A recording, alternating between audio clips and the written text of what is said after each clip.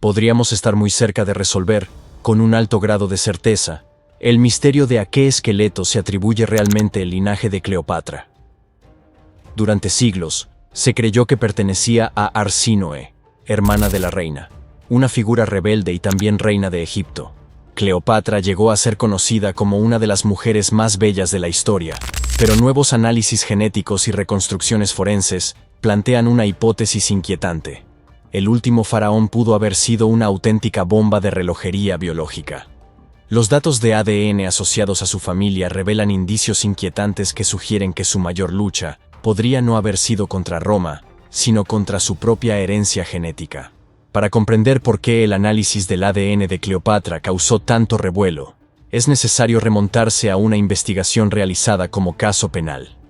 Durante más de 2000 años, las arenas de Egipto han ocultado el paradero de la tumba del último faraón. Un enigma que ha desconcertado a los historiadores durante generaciones. La versión más aceptada afirma que su tumba se encuentra bajo la actual Alejandría, destruida por terremotos y tragada por el mar. Sin embargo, durante los últimos 20 años, Kathleen Martínez ha desafiado este consenso. Abogada penalista convertida en arqueóloga, trató la desaparición de Cleopatra como un crimen sin resolver. En lugar de seguir la tradición académica, perfiló al sospechoso y siguió pistas pasadas por alto. Esto la condujo a unos 50 kilómetros al oeste de Alejandría, al templo en ruinas de Taposiris Magna. En 2022, la excavación reveló algo extraordinario: un túnel monumental excavado directamente en la roca, de más de 1.300 metros de largo y aproximadamente 1,80 metros de alto, orientado hacia el Mediterráneo. Sumergida en lodo y agua, la estructura se considera una proeza de ingeniería comparable al famoso túnel de Eupalino de la antigua Grecia. Excavar tan profundamente en roca inestable no tendría sentido en un lugar insignificante. La obra denota importancia estratégica y simbólica. El descubrimiento de un puerto sumergido cercano refuerza la idea de que el sitio no era un templo aislado, sino un centro activo, parte de un paisaje ahora sumergido y poco conocido de la historia humana. Para Martínez, la explicación es simple y sombría. Cleopatra no solo se preparaba para morir, sino para desaparecer. Quería evitar la humillación de ser exhibida como trofeo por Octavio, ser enterrada junto a Marco Antonio e inmortalizada como la encarnación de la diosa Isis, en una tumba imposible de profanar. Otros descubrimientos han hecho esta hipótesis aún más inquietante. En tumbas excavadas dentro del complejo, los arqueólogos encontraron momias con amuletos de oro en lugar de lenguas. Para los antiguos egipcios, estas lenguas de oro les permitían hablar con Osiris en el más allá, garantizando así la elocuencia ante el dios del inframundo. Martínez cree que estos muertos no fueron entierros fortuitos, sino miembros del círculo íntimo de Cleopatra, enterrados allí para anunciar la llegada de la reina. Esto sugiere que el sitio no es solo un cementerio, sino una necrópolis real, un espacio preparado para recibirla. Aunque la tumba aún no se ha abierto, la evidencia ya apunta a una oscura verdad sobre su dinastía. Y quizá no sea necesario encontrar el cuerpo de Cleopatra para comprender quién era realmente. Los huesos de su hermana, a quien ella misma ordenó ejecutar, podrían ser la clave definitiva para descifrar el enigma genético del último faraón. Una rival de sangre. Para comprender a los muertos hallados en Taposiris Magna, primero debemos comprender la crueldad de la mujer a la que servían. La historia recuerda a Cleopatra como una seductora, pero su árbol genealógico se asemejaba más a un tanque de tiburones, y su mayor amenaza no era un general romano. Era su propia hermana menor, Arsínoe IV. Esa relación se definía por una ambición pura y tóxica. Cuando Cleopatra fue exiliada, fue Arsínoe quien asumió el trono. Cuando Julio César llegó a Egipto, fue Arsínoe quien lideró el ejército contra él. Era una princesa guerrera que, de hecho, logró acorralar a César dentro del palacio. Pero la historia la escriben los vencedores. Arsínoe acabó siendo capturada, arrastrada a Roma y obligada a marchar encadenada durante el desfile triunfal de César. La multitud romana incluso lloró por ella, una adolescente esposada. Esta conmoción le salvó la vida. Fue exiliada al templo de Artemisa en Éfeso, en la actual Turquía. Creyó estar a salvo. Creyó que el suelo sagrado la protegería. Se equivocó. En el 41 a Puerto Quinto. Cleopatra convenció a Marco Antonio de hacer lo impensable. Envió asesinos a las escalinatas del templo. Arrastraron a Arsínoe afuera y la asesinaron. Fue un escándalo que conmocionó al mundo antiguo. Pero para nosotros, 2000 años después, brindó un lugar. Sabíamos exactamente dónde había ocurrido el crimen. Durante siglos, creímos que Arsínoe estaba perdida en la historia. Hasta principios del siglo XX, cuando arqueólogos en Éfeso encontraron una tumba única conocida como el Octágono. Dentro había un esqueleto. Los huesos pertenecían a una persona joven. Durante décadas, si la teoría era correcta, estos podrían ser los restos de Arsínoe IV. La cronología coincidía. La ubicación coincidía. La edad también. Si ese esqueleto era de Arsínoe, entonces teníamos el código genético de Cleopatra. Por fin podíamos responder preguntas sobre su etnia, su salud y su linaje. Teníamos el mapa biológico de la reina. Pero la ciencia tiene una forma de arruinar una buena historia. Las pruebas iniciales de ADN fallaron debido a la contaminación. Los huesos se habían manipulado demasiadas veces. Pero recientemente, en un estudio de 2025, análisis avanzados finalmente nos dieron una respuesta. Y no fue lo que nadie esperaba. La hipótesis africana. Para entender por qué los resultados de 2025 fueron tan impactantes, hay que comprender el enorme peso que tenía este esqueleto. No se trataba solo de identificar a una hermana. Se trataba de reescribir la identidad misma de la reina. La controversia comenzó con la propia tumba. La tumba tiene forma octogonal. En el mundo antiguo, esta forma era un símbolo. Aludía al edificio más famoso de Alejandría, el Faro. El arqueólogo Gil Ketur, Atocabos, argumentó que una tumba octogonal en Éfeso, la misma ciudad donde fue asesinada Arsínoe, solo podía pertenecer a la princesa exiliada. La arquitectura era una huella indeleble que apuntaba directamente a la familia real. Pero la teoría no se limitaba a la arquitectura, se extendía a la biología. El cráneo original, hallado en 1929, tuvo una historia caótica. Se perdió en Alemania durante los bombardeos de la Segunda Guerra Mundial, y solo fue redescubierto milagrosamente en los archivos de la Universidad de Viena en 2022. Pero antes de su desaparición, se tomaron medidas y fotografías. Y, basándose en estos registros antiguos, Tur hizo una revelación explosiva. Afirmó que las medidas del cráneo sugerían que la persona fallecida tenía una madre africana. Fue la chispa que desató una tormenta de controversia. Si Arsínoe tuvo una madre africana y compartió el mismo padre que Cleopatra, entonces la propia Cleopatra, a menudo retratada como puramente griega macedonia, podría ser mestiza. Esta idea tiene defensores influyentes.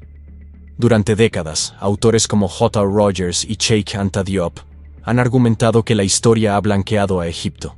La cultura pop, como la docuserie de Netflix de 2023, ha llevado este debate a millones de hogares, eligiendo a una actriz negra para interpretar a la reina, lo que refuerza los argumentos a favor de una Cleopatra negra. Abrid los graneros reales, debemos alimentar a la gente, y debemos construir un templo, un lugar de esperanza.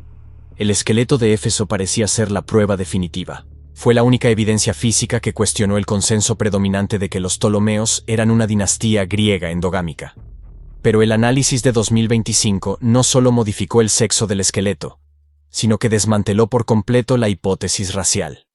El espejo agrietado. Durante años, este esqueleto de Éfeso fue nuestro único reflejo del rostro de Cleopatra. Los eruditos observaron esos huesos y vieron a la hermana de la reina. Vieron la herencia africana. Vieron la respuesta a un enigma centenario. Pero recientemente, la tecnología moderna ha arrojado una nueva luz, y el espejo se ha hecho añicos. El descubrimiento se produjo en 2022. Un equipo de la Universidad de Viena, dirigido por el antropólogo Gerhard Weber, finalmente localizó el cráneo perdido en los archivos de la universidad. Había permanecido allí, sin que nadie lo notara, durante décadas.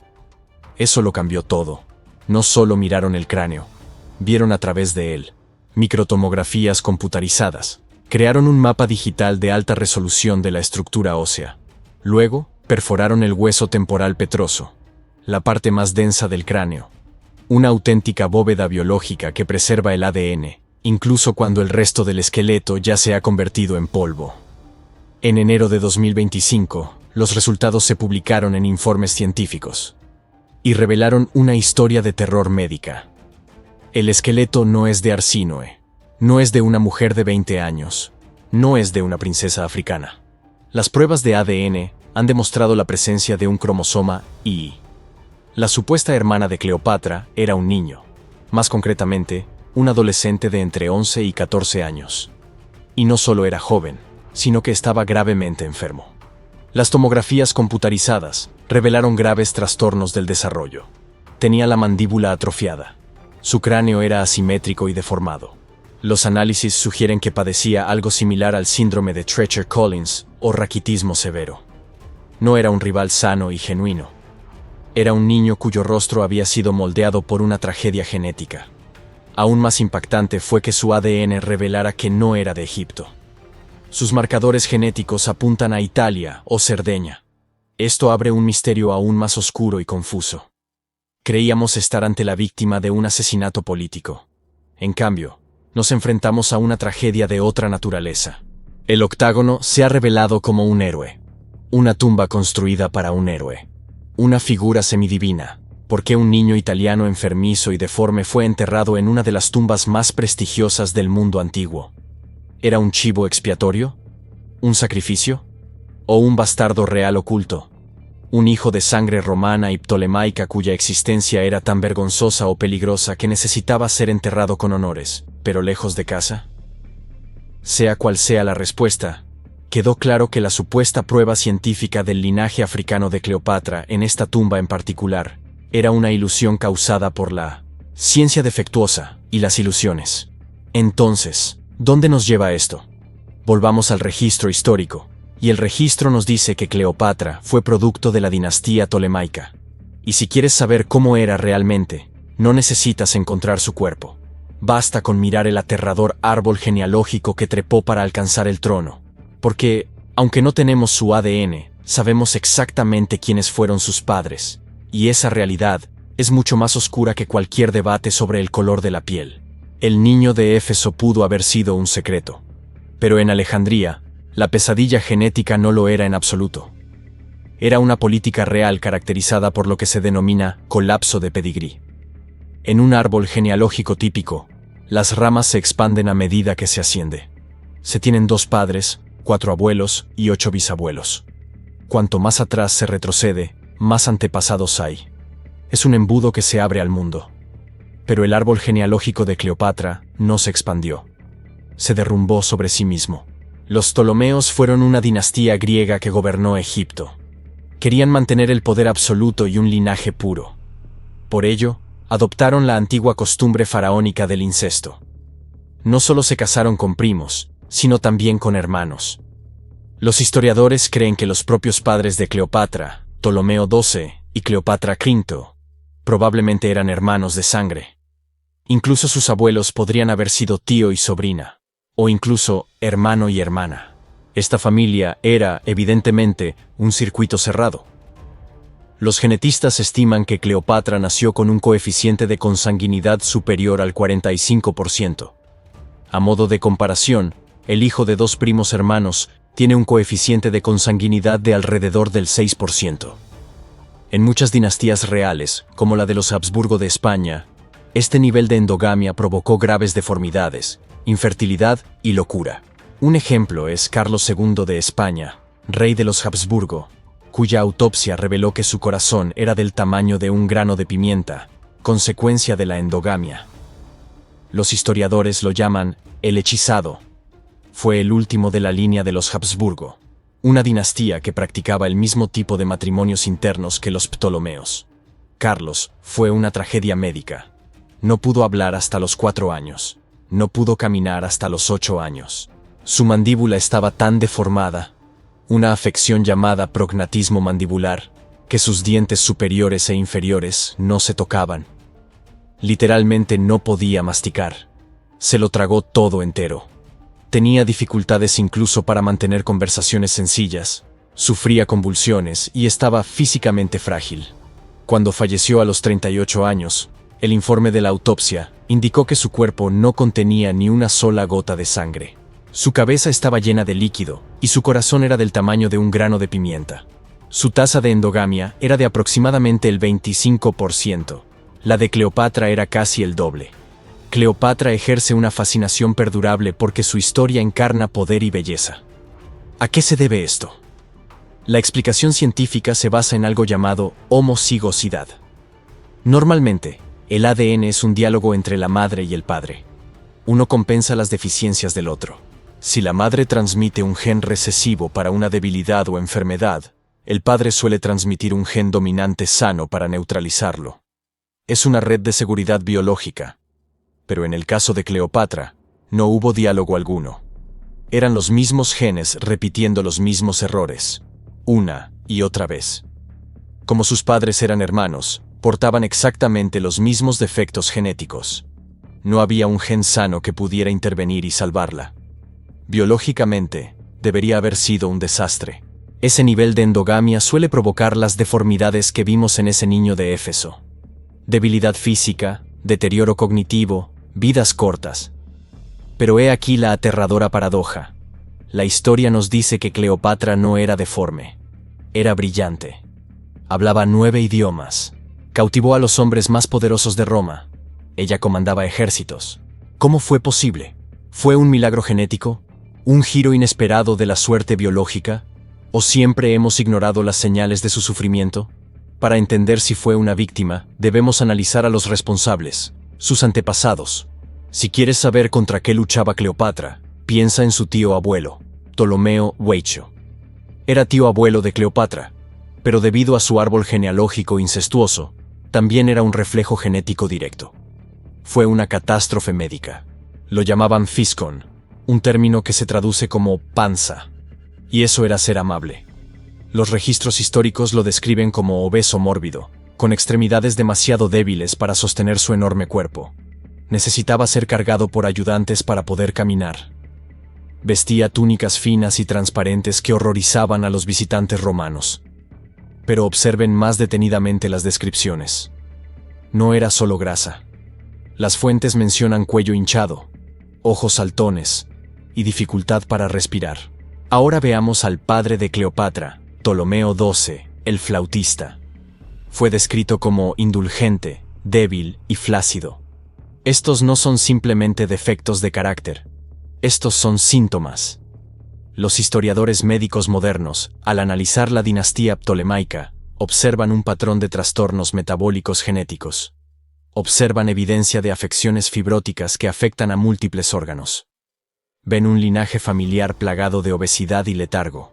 Y, aún más aterrador, ven los síntomas de la enfermedad de Graves, un trastorno autoinmune que ataca la tiroides.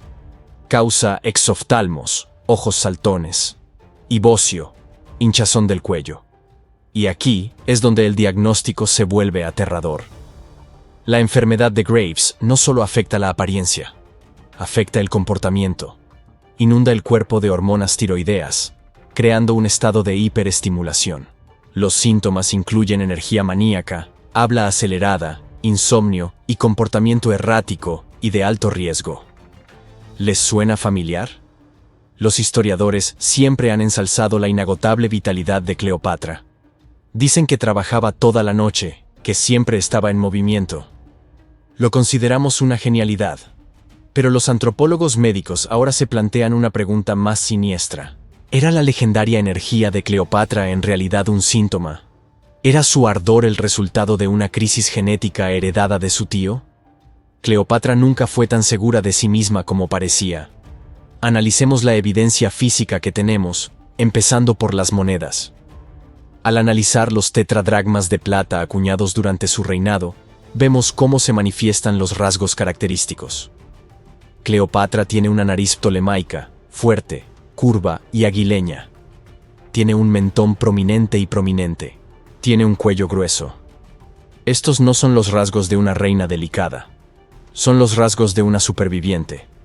Pero bajo la superficie, la bomba genética estaba armada. El linaje ptolemaico se vio afectado por fibrodistrofia y problemas de densidad ósea. En poblaciones con alta endogamia, La estructura esquelética suele debilitarse. La mandíbula se deforma, tal como vimos en el niño de Éfeso. ¿Y qué hay de la predisposición a la obesidad? Ptolomeo Aicheo tenía la famosa barriga prominente. ¿Heredó Cleopatra ese gen? Algunos expertos especulan que su famosa baja estatura no era natural, fue consecuencia de la guerra. Si hubiera tenido la predisposición genética a la obesidad mórbida que incapacitó a su tío, su vida habría sido una batalla constante contra su propio metabolismo. Su cuerpo delgado podría haber sido resultado del hipertiroidismo, que quemaba calorías a un ritmo peligroso. Entonces, ¿cómo escapó? Ese es el gran debate entre la teoría de la víctima médica y la teoría del milagro genético. La primera teoría sostiene que Cleopatra fue víctima de la endogamia ptolemaica. Afirma que no se libró de ella. Sugiere que, si bien evitó deformidades visibles, no evitó el costo. Y la evidencia de esto proviene de una fuente inesperada: el historiador Plutarco. Plutarco nunca usó términos como retraso en el crecimiento, pero dejó dos pistas específicas que los antropólogos médicos han conectado recientemente. La primera es la famosa escena de la alfombra. Hollywood representa a Cleopatra desplegándose sobre una alfombra persa. Pero Plutarco escribe que la metieron en un saco de dormir, básicamente un saco de lino para la ropa. La ataron y la llevaron a la espalda de un solo sirviente, Apolodoro. Piensen en la física de eso. Ser colocada en un saco y llevada como una mochila implicaba que era extremadamente ligera. No era una amazona imponente. Era pequeña. La segunda pista es aún más directa. Plutarco critica explícitamente su apariencia. En la vida de Antonio, escribe que su belleza, en sí misma, no era tan destacable. Insiste en que su poder provenía de su voz y su carácter, no de su cuerpo. Al superponer estas pistas de larga data con un coeficiente de endogamia del 45%, el pequeño empieza a parecerse mucho a una restricción del crecimiento. Esta teoría sugiere que su baja estatura no era solo un rasgo físico, era un síntoma. Propone que Cleopatra era físicamente frágil, quizá luchando contra un cuerpo que intentaba desfallecer, y que usó su intelecto para compensar su falta de destreza física. La segunda teoría va en la dirección opuesta y es aún más desconcertante. En genética, existe el concepto de arriesgarse. Incluso con un coeficiente de endogamia del 45%, es estadísticamente posible, aunque poco común, heredar genes sanos. Analicemos las probabilidades. Los hermanos de Cleopatra eran débiles. Su hermano, Ptolomeo XIII, era un títere infantil que se ahogó en el Nilo. Su hermana, Arsínoe, fue capturada y asesinada.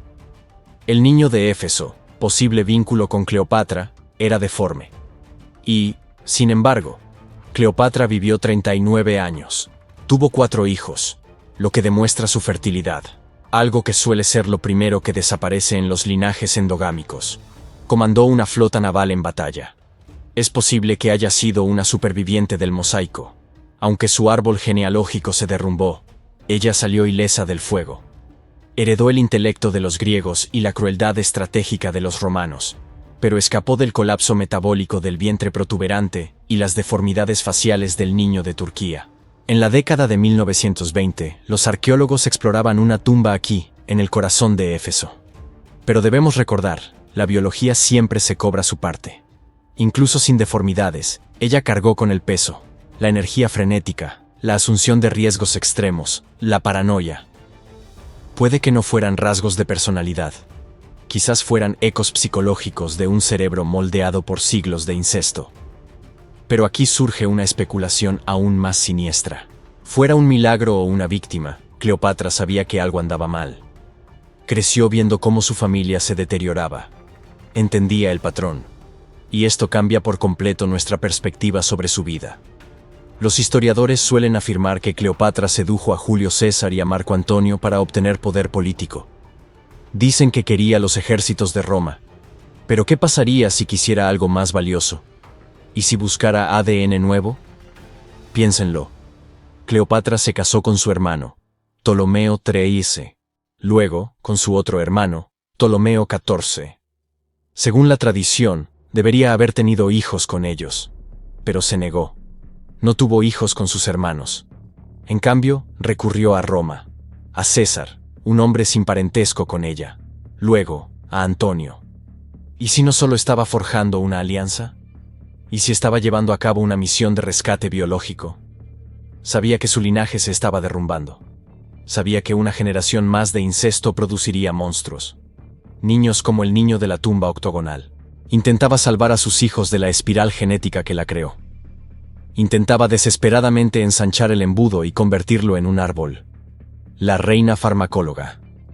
Si aceptamos la teoría de que Cleopatra fue una víctima médica, que sufría de dolor articular por endogamia o de los temblores maníacos de la enfermedad de Graves, surge una pregunta imposible.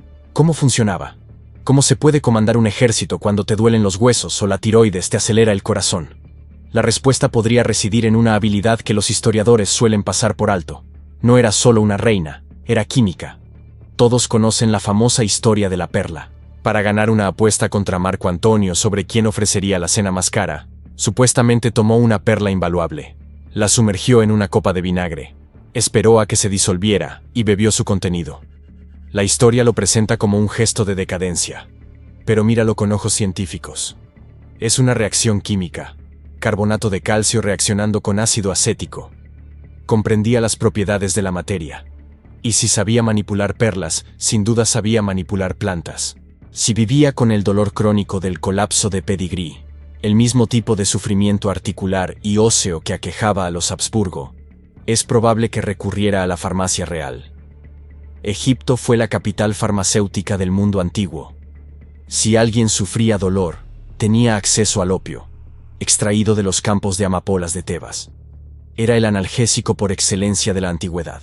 Lo usaba para adormecer el dolor en articulaciones genéticamente comprometidas, solo para poder mantenerse erguida durante interminables recepciones diplomáticas. Si sufrías la manía y el insomnio propios de la enfermedad de Graves, quizá hubieras recurrido al kifai. Este era un incienso complejo procedente de los templos, que solía quemarse de noche, conocido por sus propiedades sedantes.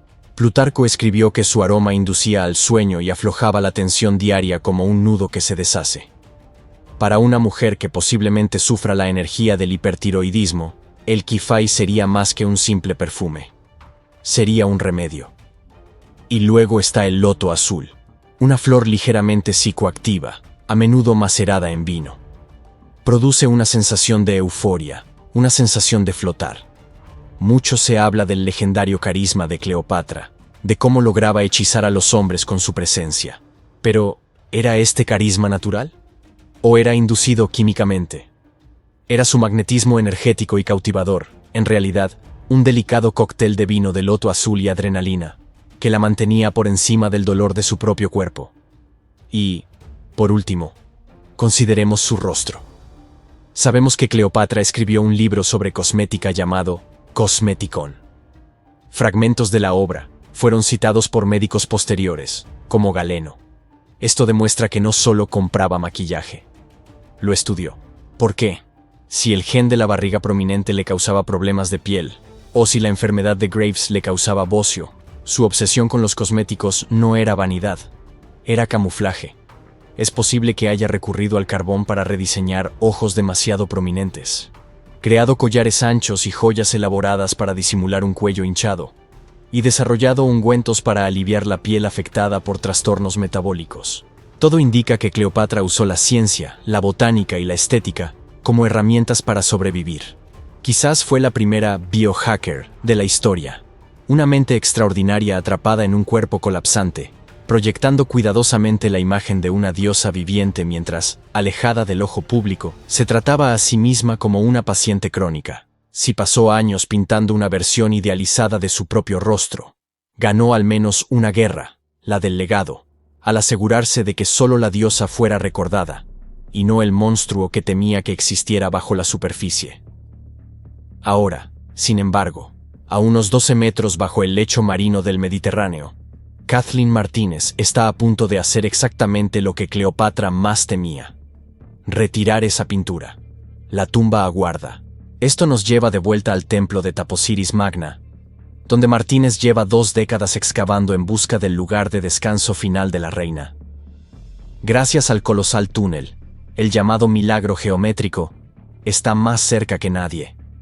Pero el significado de este descubrimiento ha cambiado. Inicialmente, se buscaba una leyenda, la seductora que encantó a Roma, la belleza inmortalizada por el cine, Isis encarnada. Sin embargo, la ciencia sugiere que debemos prepararnos para otra revelación. Si Martínez traspasa la barrera final y encuentra el sarcófago, no solo descubrirá a una reina, sino también un archivo médico. Podría emerger una mujer pequeña y frágil, que oculta un profundo dolor bajo una máscara cuidadosamente construida. Alguien menos como una estrella de cine, y más como una superviviente, que se enfrentó a Roma con inteligencia, mientras luchaba contra su propio ADN con su farmacia personal. Encontrar a Cleopatra no solo reescribirá la historia política del mundo antiguo, sino también su biología. En última instancia, responderá si fue un milagro genético que escapó de una maldición dinástica, o una gobernante que sufrió en silencio mientras desafiaba todos los pronósticos. Por ahora, el túnel permanece en silencio. Los secuenciadores de ADN aguardan, y el fantasma del último faraón aún guarda sus secretos. Pero una cosa ya está clara. La realidad de Cleopatra es mucho más compleja, y mucho más inquietante, que el mito que hemos llegado a admirar. Quizás eso era exactamente lo que ella deseaba. La pregunta que queda es simple e inquietante. Si la tumba se abre mañana, ¿qué Cleopatra emergerá? ¿El milagro genético o la víctima médica que gobernó a pesar de todo?